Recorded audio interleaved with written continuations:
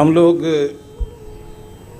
भगवान श्री कृष्ण के अमृतमय संदेश को श्रवण कर रहे हैं, जहां उन्होंने ये दर्शाया कि वह जो परमेश्वर की शरण में चलने वाला मनुष्य है, उसकी मन स्थिति और भाव भावनाएं किस तरह की हो जानी चाहिए कि जिससे परमात्मा उन्हें स्वीकार करे और कह सके कि मेरे परम प्यारों की ये पहचान है।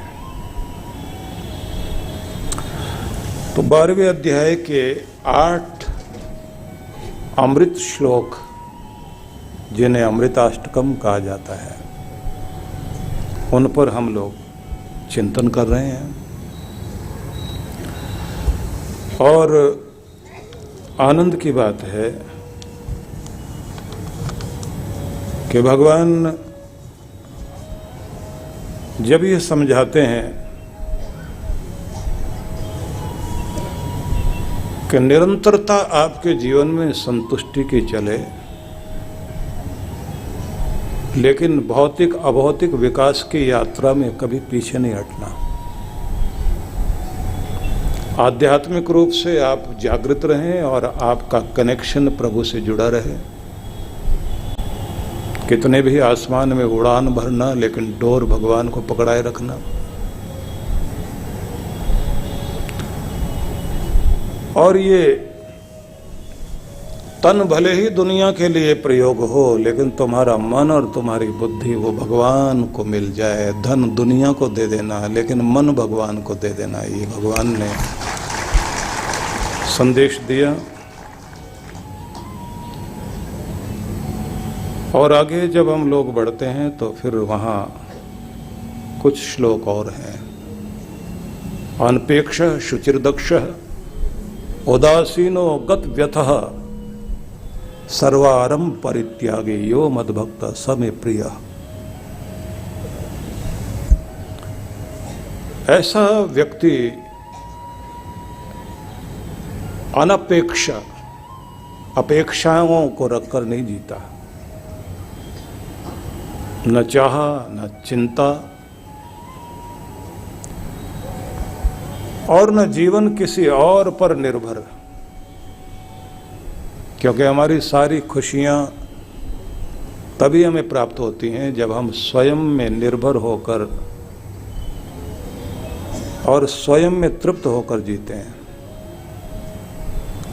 समस्या तब आती है जब हमारी खुशियां दूसरों पर डिपेंड करने लगती हैं।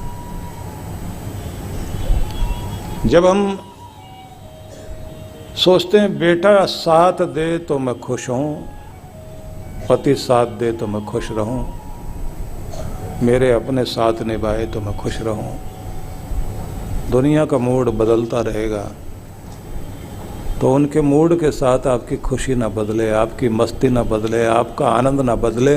आपकी खुशी आपके ऊपर निर्भर करनी चाहिए। आपकी खुशियाँ दुनिया पर निर्भर नहीं करनी चाहिए। ये पहली बात भगवान ने कही। अपेक्षाओं से रहित होकर जिए। एक और शब्द कहा शुचिर दक्षः। वह जो इस राह पर चल पड़ा प्रभु की ओर, उसे शुद्ध रहना चाहिए, पवित्र रहना चाहिए। मन की शुद्धि, विचारों की शुद्धि, व्यवहार की शुद्धि, और सबसे बड़ी शुद्धि मानी जाती है लेन देन की शुद्धि। जहां जाकर सारे खेल बिगड़ता है, भाई भाई के बीच में जब लेन देन शुरू होता है और उसमें कहीं थोड़ा सा भी दोष आ जाए, रिश्ते बिगड़ जाते हैं। भगवान की भक्ति के आसन पर बैठते समय भी ये सिखाया जाता है कि पहले आसन का पवित्रीकरण करें, और जहां आप रहते हैं उस स्थान की भी शुद्धता का ध्यान रखना चाहिए। गवर्नमेंट अपनी तरफ से पूरी कोशिश करती है कि अपने शहर को स्वच्छ रखिए, साफ रखिए, और आपका मध्य प्रदेश इंदौर शहर नंबर 1 पर सफाई में आया है। ये आनंद की बात है। लेकिन किसी समय में भोपाल दूसरे नंबर पर था, अब मुझे नंबर नहीं याद है कौन से पर पहुंच गया है, तरक्की की है या पीछे गया है। लेकिन ये कोशिश तो होनी चाहिए कि स्वच्छता हमारे नगर की पहचान बन जाए, क्योंकि उससे ये पता लगता है कि नागरिक कैसे हैं। गवर्नमेंट आपको बस यही कह सकती है कि जुर्माना लगाया जा सकता है, व्यवस्थाएं बनाई जा सकती, प्रबंधन किया जा सकता है। लेकिन अगर जनता जागरूक नहीं होगी तो स्वच्छता नहीं आएगी, ये ध्यान रख लीजिए। आपको खुद जागरूक होना पड़ेगा, और जागरूक होने का मतलब है टोकने वाले बनिए। क्योंकि हम लोगों की आदत है कि जहां हम बैठे हैं वहां अपनी निशानियां छोड़ के जाते हैं। जेब में से कोई पर्ची निकालेंगे, वहीं फाड़ेंगे, वहीं डालेंगे। आया था कोई, स्मृति छोड़ के गया है। और अगर ऐसी स्मृति किसी ने सिंगापुर में छोड़ दी तो $200 का जुर्माना, और कोई ज्यादा तरक्की कर जाए तब। मैं एक यात्रा पर था सिंगापुर में, जब हमारा कार्यक्रम वहाँ चल रहा था। एक शाखा वहाँ काम करती है हम लोगों की। तो मैंने वहाँ देखा कि कुछ लोगों को गले में तख्ती लगाकर लिखा हुआ था और उनके हाथ में झाड़ू दी हुई थी, सफाई करवाई जा रही थी उनसे, और वो 5-10 लोग थे। कि हमने स्वच्छता का नियम तोड़ा है, इसलिए हमको सजा दी गई है सफाई करने की। तो रोड पर सफाई कर रहे थे वो। हैरानी की बात तो ये है कि गवर्नमेंट इतनी सजग है कि अगर किसी के घर के गमले में पौधे पर कोई मच्छर बैठा हुआ दिखाई दे जाए तो भी $200 का जुर्माना। अपने यहाँ तो जुर्माने में पूरे दुनिया भर के पैसे लग जाएं।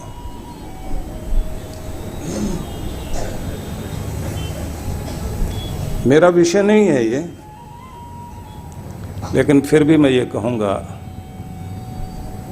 आपका जागरूक समाज है भोपाल का, और शालीनता में आप लोग बहुत आगे हैं। तो शालीनता को थोड़ा स्वच्छता तक लेकर आइए। आपको देखकर, खरबूजे को देखकर खरबूजा रंग बदले, दूसरे लोग सीखें कि अगर भोपाल ऐसा है तो हमें भी ऐसा होना चाहिए कि स्वच्छता यहाँ का एक उदाहरण बन गया है। मैं लखनऊ में देखता था, वहाँ लिखा होता था कि मुस्कराइए आप लखनऊ में हैं, लेकिन वहाँ तो पता नहीं लोग मुस्करा रहे नहीं मुस्करा रहे, पर यहाँ तो मुस्कराने चाहिए। वैसे तो मैं चाहता हूँ पूरी दुनिया में लोग मुस्कराएं। कभी कभी हमारे भारतीय लोग ऐसे कमाल भी किया करते हैं जिसको वो सुनाते हुए गौरव की बात कहते हैं। विदेश में गए, इंग्लैंड में, तो वहाँ अगर आप वॉशरूम यूज कर रहे हैं तो उसके पैसे सिक्के डालने पड़ते हैं, तब दरवाज़ा खुलता है। तो भारतीय लोग थे तो उनको लगा कि इतने पैसे यहाँ लग जाएंगे इतने छोटे से काम के लिए, तो लगाई अपनी ट्रिक। 20 आदमियों का ग्रुप था। एक ने पैसे डालकर सिक्का डाला और द्वार खोला और टांग अड़ा के खड़ा हो गया और बोला आते रहिए, भंडारा चल रहा है।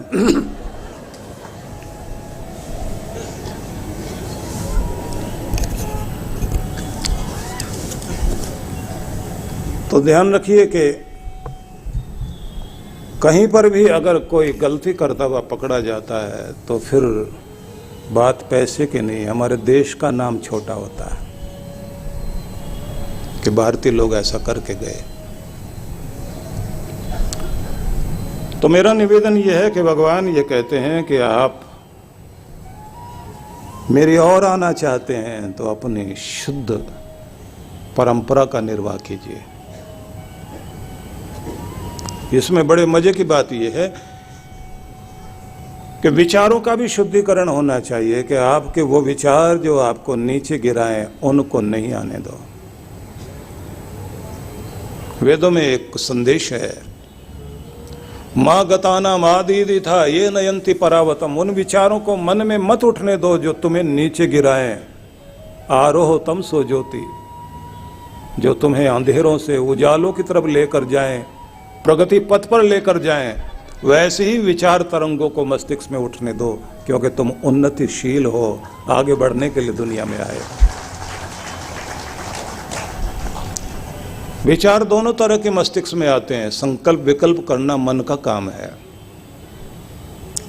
लेकिन कौन से विचार टिकने चाहिए हमारे अंदर और कौन से नहीं टिकने चाहिए, इस पर हमारा पूरा ध्यान रहना चाहिए।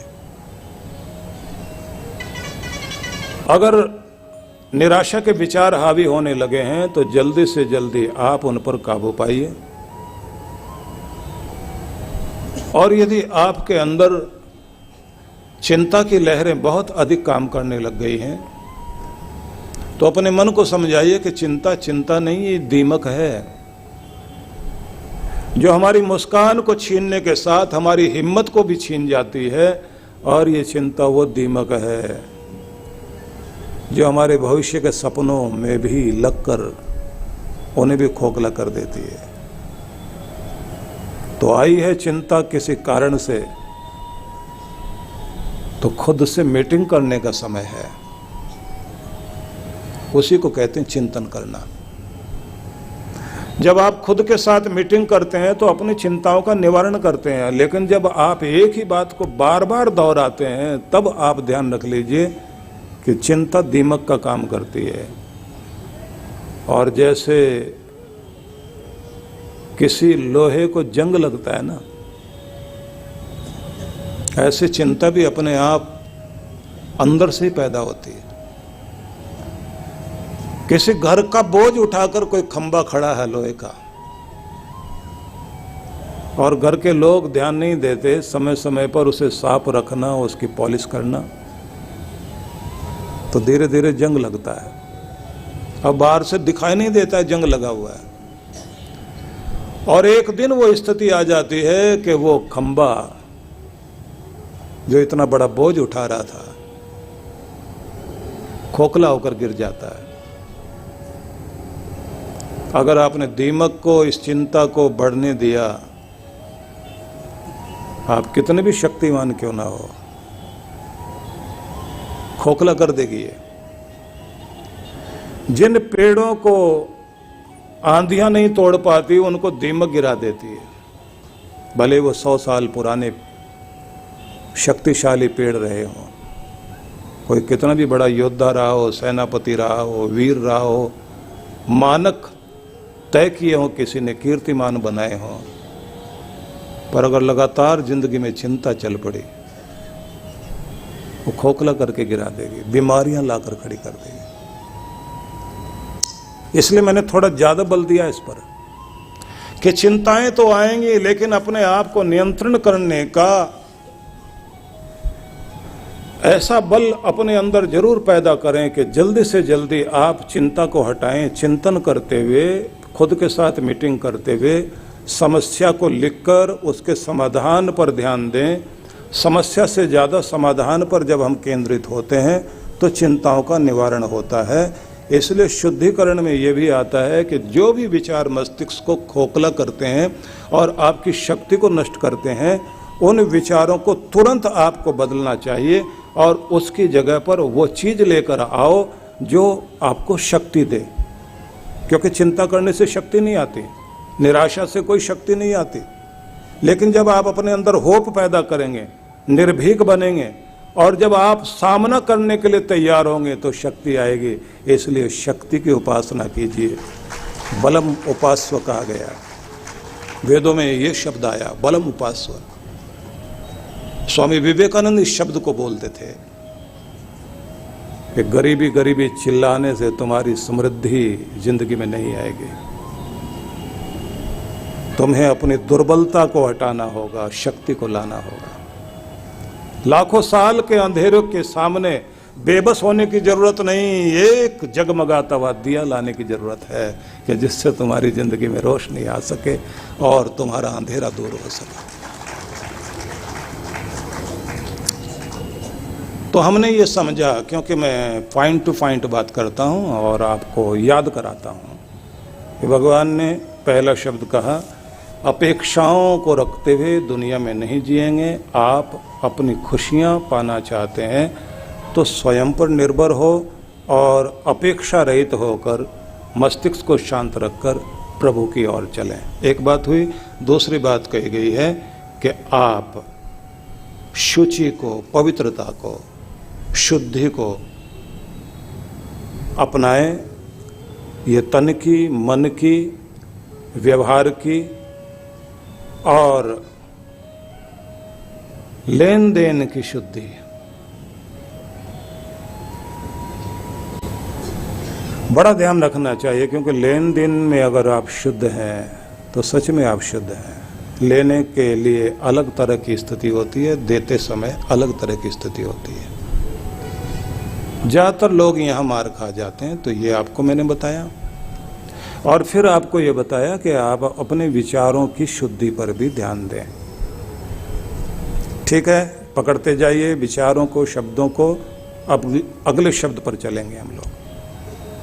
सुबह जो लोग उस वर्कशॉप में शामिल होने के लिए आए थे, जहां हम अपनी मंत्र की शक्ति को जागृत करते हुए अपने को सक्षम बनाते हैं प्रभु के आशीर्वादों के लिए, तो उनको मैं सिखाते सिखाते नोट कराता जा रहा था और बीच बीच में बोलता था कि 2 मिनट के लिए आंखें बंद करके आप पीछे लौटिए और देखिए कि जो आपको बताया गया था वो आपके अवचेतन मन में, सबकॉन्शियस माइंड में रजिस्टर हो रहा है या नहीं, आपको याद हो रहा है या नहीं हो रहा है, और वो जरूरी होता है।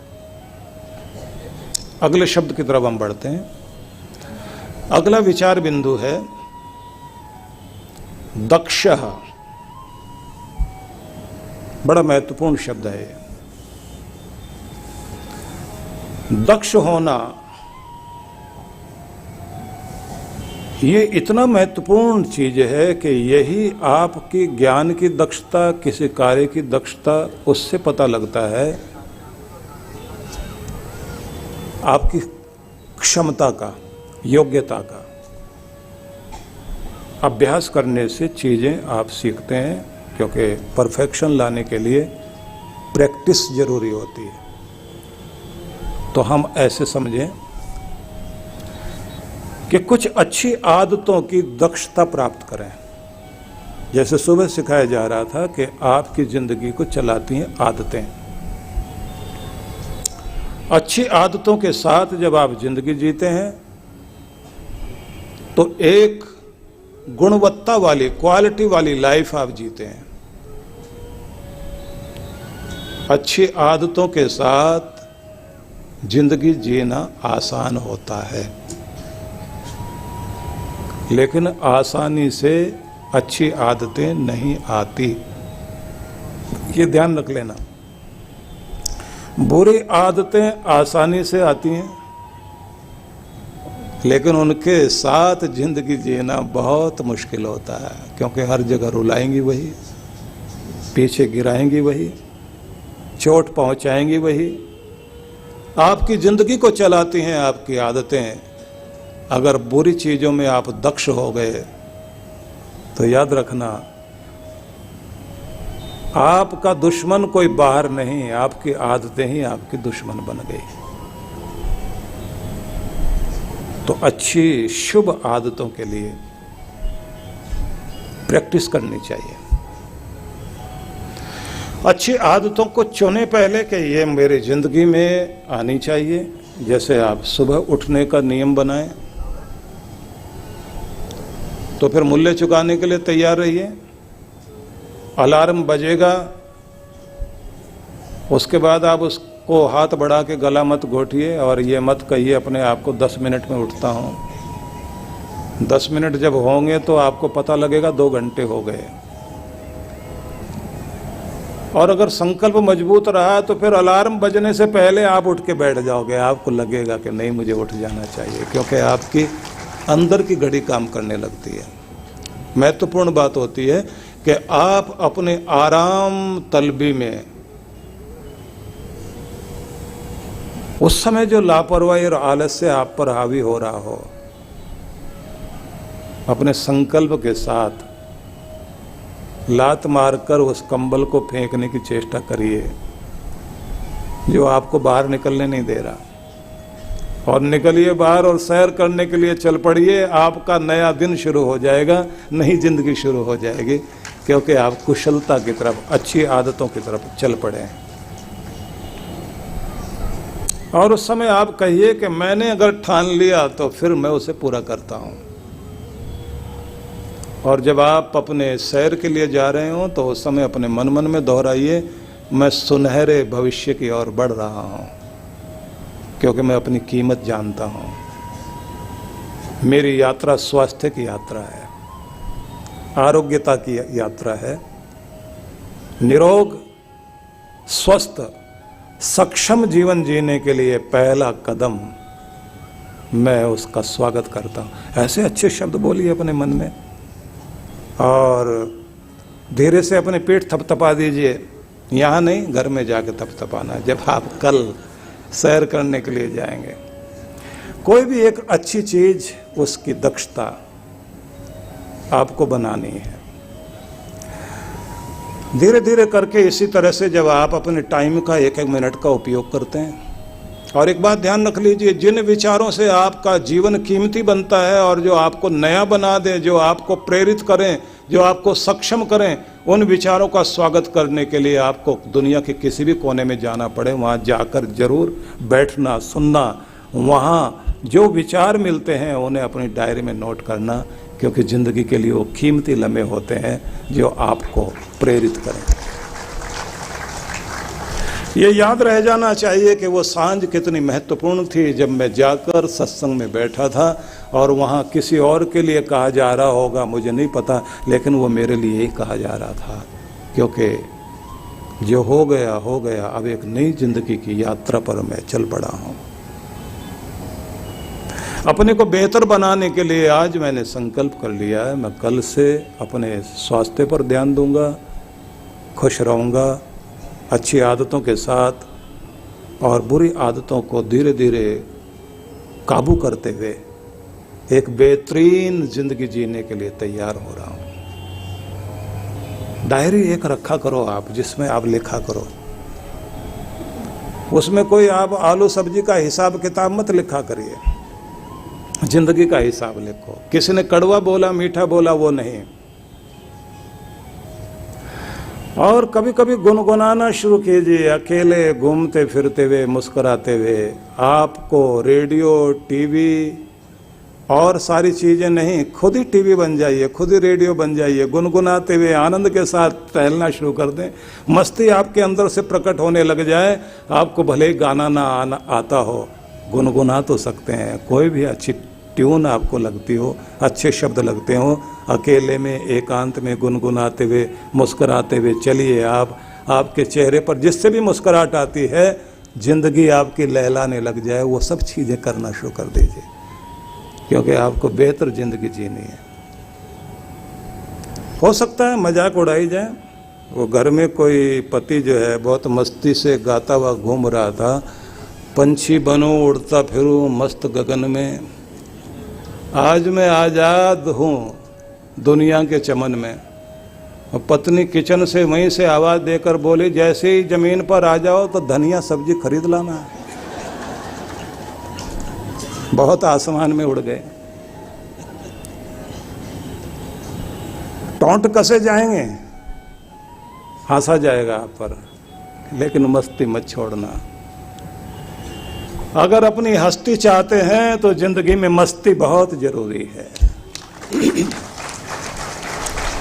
तो शुभ आदतें आपको बनानी पड़ेगी। शुभ मुहूर्त इसके लिए कोई नहीं होता, वही शुभ मुहूर्त होता है जब आप शुरू हो जाते हैं। तो भगवान श्री कृष्ण ने कहा, वह जो दक्ष है शुभ के ओर, अच्छाइयों की ओर, धर्म में, शुभ में, सत्कर्म में जो दक्ष है, का मेरे प्यारों की पहचान में उसका भी नाम है। और ये दक्षता आपको इस तरह से आ जाए कि कहीं भी आप बैठे हुए हों,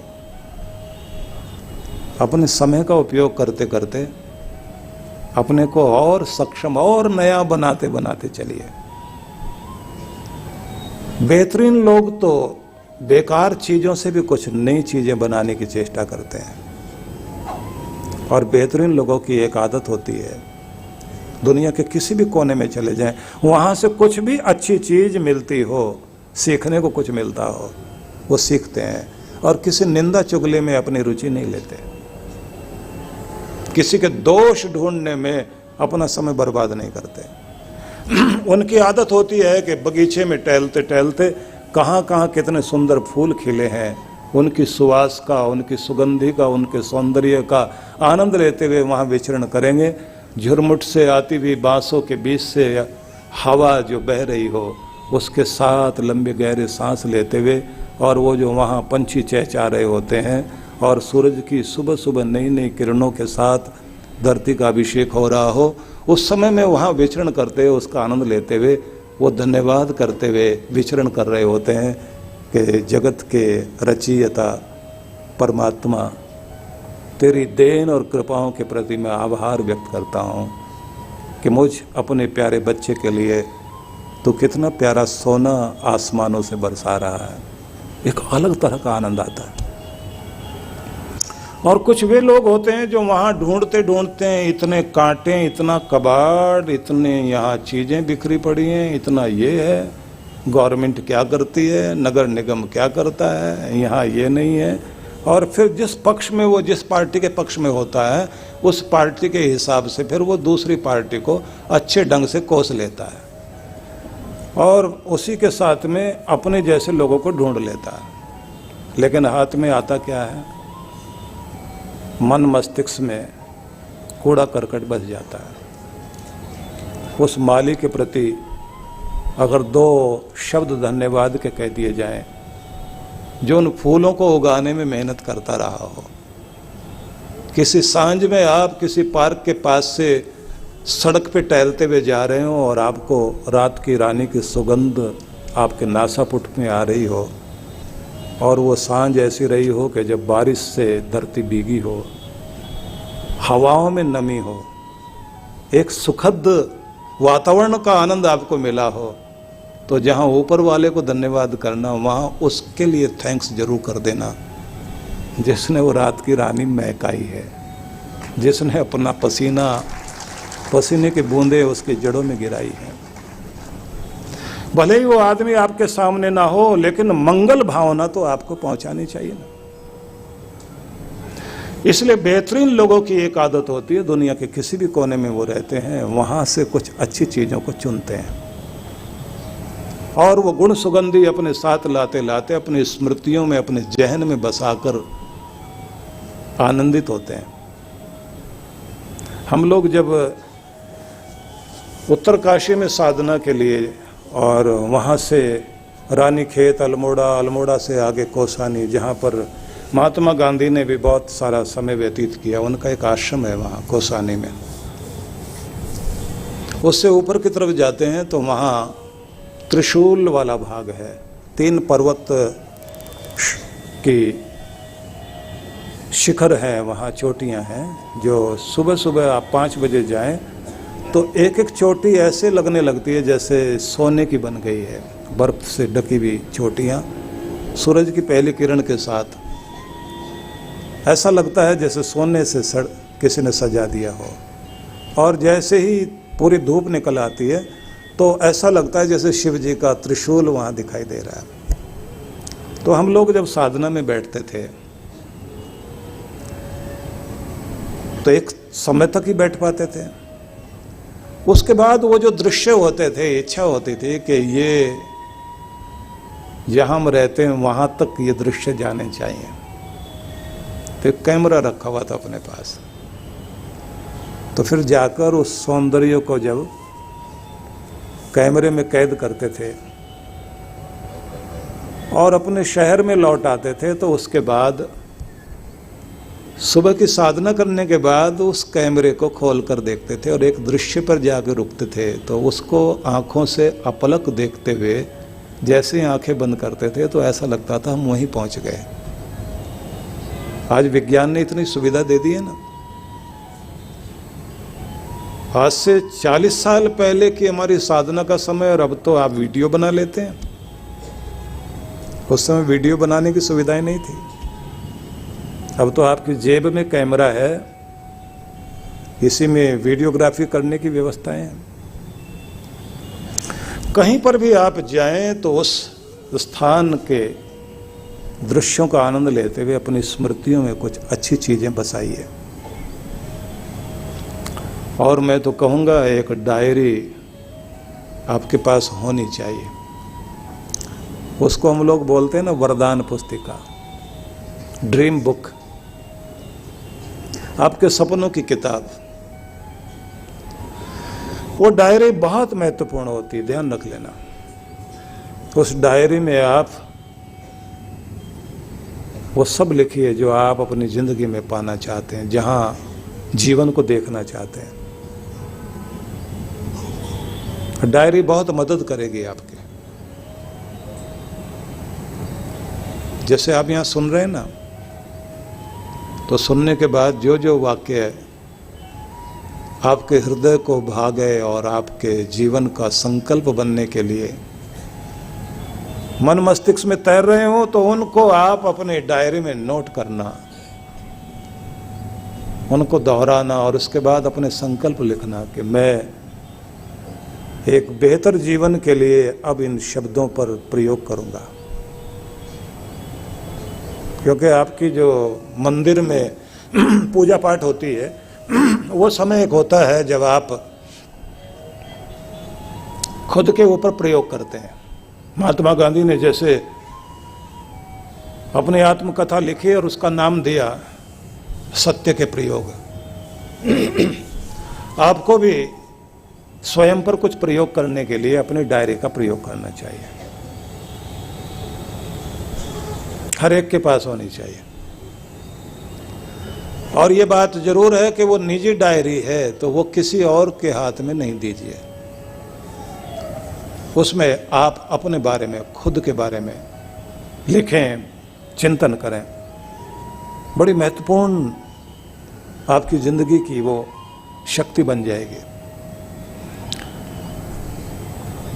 और निवेदन तो ये है कि रात का वो समय जब आप अपने टीवी वगैरह देखने के बाद बैठें अकेले खुद से बात करने के लिए, उस समय नोट किया करें। और हफ्ते में एक दिन जब आप छुट्टी मनाते हैं ना, मैं छुट्टी के बारे में भी थोड़ा सा कहना चाहूँगा। देखिए, हमको छुट्टी मनानी नहीं आती। टीवी देखते देखते सारा दिन इसी तरह से वो बस यही होगा कि आप ज़्यादा पूरे कपड़े नहीं पहनते और अपने घर में उस तरह बैठे होते हैं। आज हम बहुत इजी हैं, टीवी देख रहे हैं, खाली बैठे हुए हैं। नहीं, उस समय आप इतने खाली हो जाइए कि ना तो टीवी चले, कम से कम 2 घंटे 3 घंटे तो आप खुद के साथ बिताइए, एकदम अकेले। अपने मन मस्तिष्क को इतना शांत कर दीजिए कि आप ये अनुभव करें कि आज ये छुट्टी नहीं बल्कि मुझे नया तरोताजा होने का एक अवसर मिला है, खुद के साथ समय बिताने का अवसर मिला है, खुद के साथ बैठने का, खुद से बात करने का। ये चीज मुझे एक बार महसूस हुई, क्योंकि हम लोग बहुत बिजी रहते हैं, बहुत व्यस्त रहते हैं और इतना 2-2, 3-3 वर्ष तक का कार्यक्रम आगे बन जाता है। और फिर स्थिति कैसी भी हो, तन की, मन की या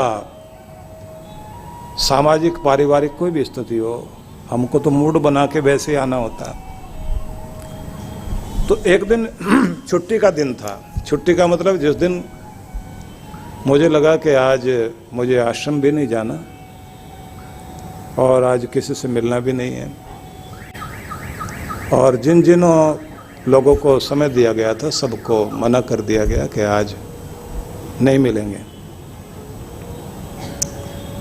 अब उसके बाद क्या हुआ कि मैं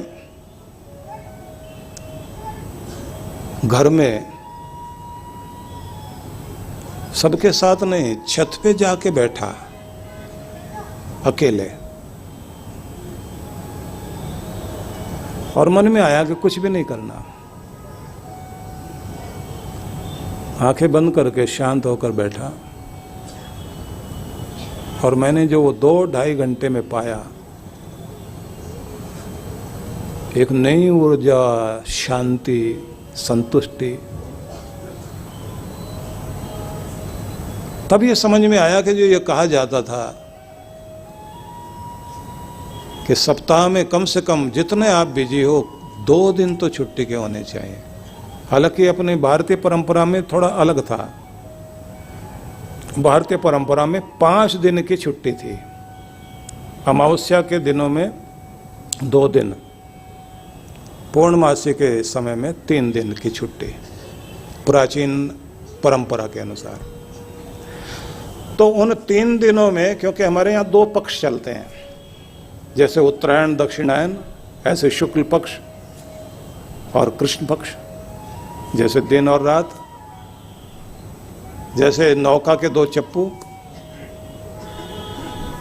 इन 2 पंखों के साथ हम उड़ते हैं, तो 2 पक्ष रखे थे महीने के। उनमें जो है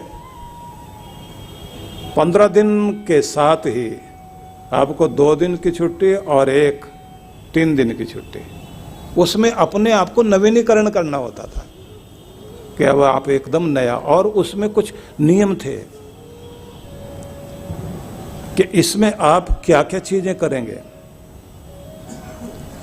तो जैसे सत्यनारायण की कथा आप लोग करते हैं पूर्णमासी को, तो गुरु पूजन किया जाता है, लक्ष्मी पूजन किया जाता है, नारायण भगवान का पूजन किया जाता है, और अमावस्या जो है शिव के लिए है। तो उसी में कुछ और चीजें भी करने का नियम था। जैसे आप अपनी क्षमता के अनुसार दान, पुण्य, सेवा, सत्कार, सहयोग, उसमें तालाब बनवाना, बावड़ी बनवा देना, प्याऊ बनवा देना, पेड़ लगवा देना। आपके पूर्वजों ने कंटूर प्लान के हिसाब से, जैसे ढलान होता है ना जमीन का, और सारा पानी किधर की तरफ आता है, वहाँ पर अपने आप एक गड्ढा बन गया, तालाब बन गया, और उस तालाब को सुरक्षित रखना, और तालाब देवता की पूजा करना, वरुण देव का पूजन। और घर में जो आप बर्तन लाते हैं ना, जहाँ पानी रखा जाता है, उस पानी में भी वरुण देव का पूजन, कलश पूजन। रोज रोज नारियल तो नहीं रख सकते, लेकिन इतना तो है कि उसको तिलक लगा दें, और ऊपर जो ढकनी है बर्तन की, उसके ऊपर एक फूल रख देना। क्योंकि वहाँ ये कहा जाता है कि ये वरुण देव जो है, ये आपके शरीर में रहकर आपकी रक्षा करता है।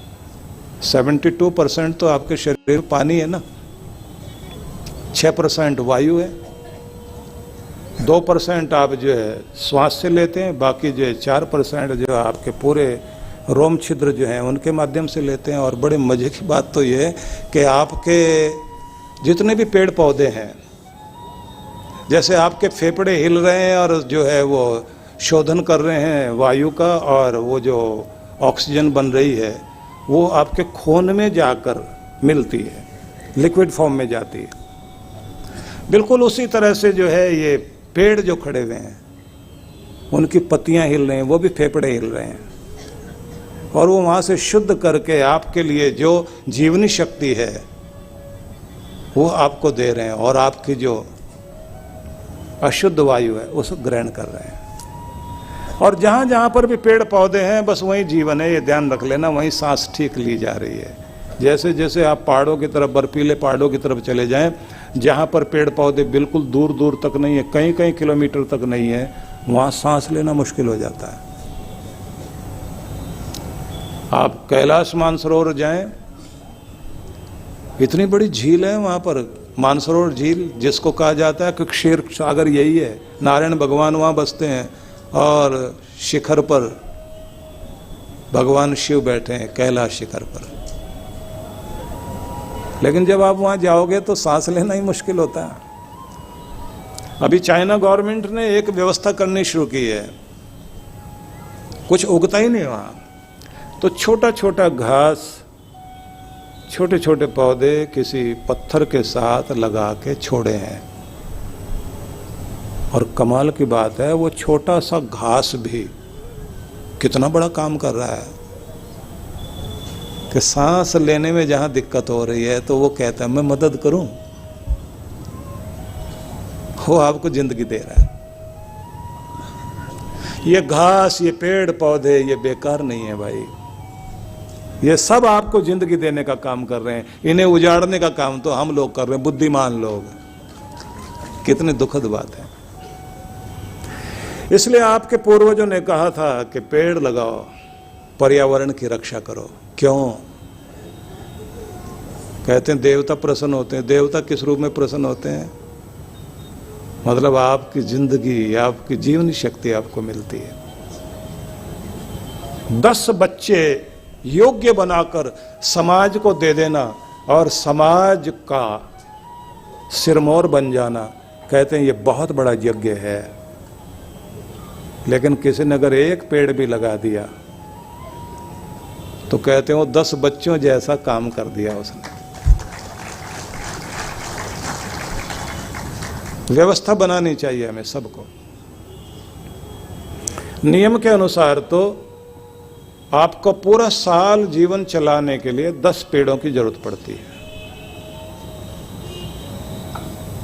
तो 12 समझ के आप 1 महीने का 1 पेड़ समझ के लगा दीजिए। और हो सके तो अपनी पत्नी का नाम लेकर भी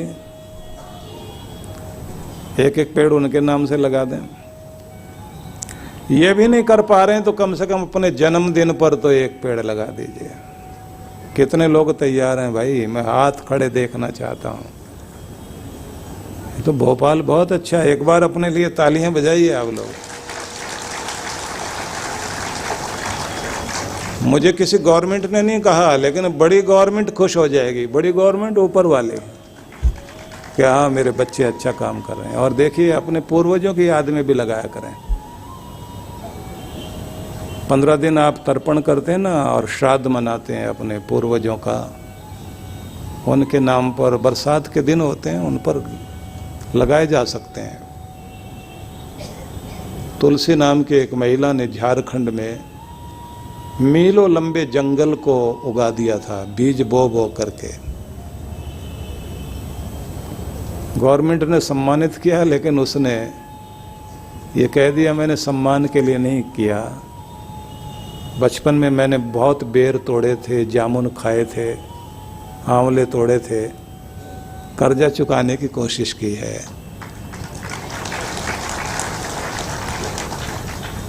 अच्छे लोगों को अच्छी चीज़ें करनी चाहिए।